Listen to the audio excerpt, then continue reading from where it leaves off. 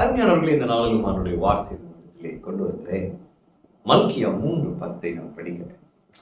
என் ஆலயத்தில் ஆகாரம் உண்டாயிருக்கும்படி தசம பாகங்களை எல்லாம் பண்ட சாலையிலே கொண்டு வாருங்கள். அப்பொழுது நான் வானத்தின் பலகணிகளை திறந்து இடம் கொள்ளாமல் போக மட்டும் உங்கள் மேல் ஆசீர்வாதத்தை வருஷிக்க மாட்டேனோ என்று அதனால் என்னை சோதித்து பாருங்கள் என்று சேனைகளின் கர்த்தர் சொல்லுகிறார்.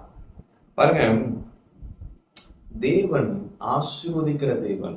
அது எப்படி ஆசீர்வதிக்கிறாரா? அவர் சொல்ற பாருங்க, வானத்தின் பலகணியை திறந்து இடம் கொள்ளாமல் போக மட்டும். அப்ப இடம் கொள்ளாமல் போக மட்டும் நம்ம டேர்ம்ல எடுத்துக்கிட்டோம்னா அந்த ஆசீர்வாதத்தை அடக்கி கொள்ளவே முடியாது. எத்தனை பேங்க் அக்கௌண்ட் இருக்கோ அத்தனை பேங்க் அக்கௌண்ட் ஃபில் ஆகுது. நிலங்களை வாங்குற மாதிரி, ஆசீர்வாத நன்மைகளை அனுபவிக்கிற மாதிரி. இந்த காசு நீ அடுத்து என்ன செய்ய முடியல, எல்லாருக்கும் நான் கொடுக்குறேன் இருக்கு அந்த மாதிரி. அப்ப ஆண்டவர் என்ன சொல்றாரு? என்னை சோதித்துப்பான். பாருங்க, இந்த சர்ச் பாஸ்டர்ஸ், சில நல்ல ஊழியர்கள் பாருங்க, சபையில இந்த கொடுப்பதை வைத்து பேச மாட்டாங்க. அதெல்லாம் ஆண்டவர் அவங்கள்ட்ட பேசணும்ப்பா அப்படின்ட்டுருவாங்க. இப்போ எனக்கு பாருங்க, சர்ச் கிடையாது. I'm not a search pastor. So அதனால நான் தைரியமா பேசலாம்னு நினைக்கிறேன். அப்ப நம்ம ஆண்டவரை கனப்படுத்தணும். இதுலன்னா நம்முடைய தசம பாகங்களையும் காணிக்கைகளையும். அப்ப பண்டசாலை நிரம்பணும் நம்ம ஆசைப்படுறோம். நம்முடைய ஆடைகளில் திராட்சரசம் புரண்டு ஓடணும் அப்படின்னு நம்ம ஆசைப்படுறோம். அப்ப என்ன புரண்டு ஓடணும்னு ஆசைப்படுறோம்? இது எல்லாத்துக்கும் ஆண்டவர் சொல்றாரு, தசம பாகங்களை நாளையத்துக்கு கொண்டு வா.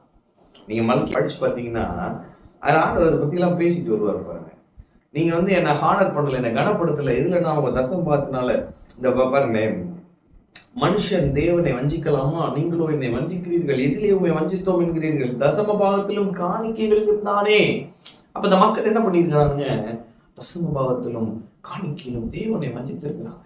அவருக்கு கொடுக்க வேண்டியதை கொடுக்கல. ஏன் நம்ம அதை கொடுக்குறோம்னா, எப்ப இந்த வேலையவே எனக்கு ஆண்டவர் தான் கொடுத்தாரு, அவர்தான் என் ஆதாரம்ன்றனால என் தசம பாகத்தை கொடுக்குறேன், அவர் தான் என் ஆதாரம்ன்றனால என் காணிக்கைகளை கொடுக்குறேன், அதை நான் கனப்படுத்துறேன். அவர் இன்னைக்கு இதை நம்ம செய்ய மறக்கிறோம் நிறைய பேர்.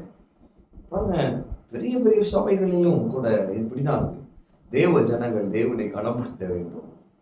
எப்ப நம்ம தசம பாகங்களை கொடுக்கிறோமோ, ஆண்டவர் தான் ஆதாரம் அப்படின்னு அங்கீகரிக்கிறோமோ, அப்ப அவருடைய பிளெஸிங்க பல ஏரியாஸ்ல அனுபவிக்க முடியும்.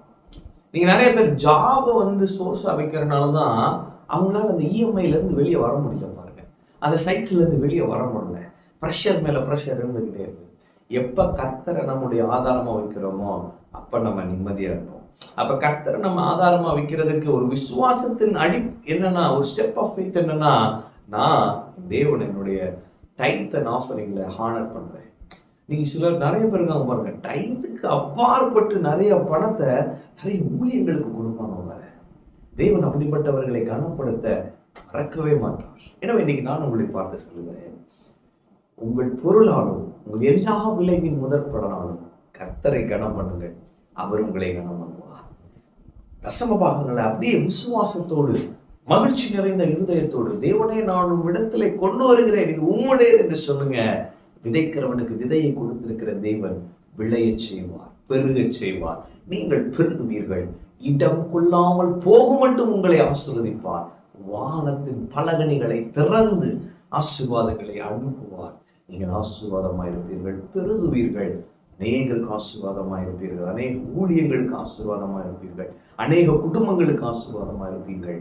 பட்டணத்திலே நீங்கள் ஆசீர்வாதமாயிருப்பீங்க. உங்கள் பெயர் உங்கள் பட்டணத்திலே சொல்லப்படும். ஆமென். கர்த்தர் உணர்ந்திருக்கிறார். கர்த்தர்களை ஆசீர்வாதம்.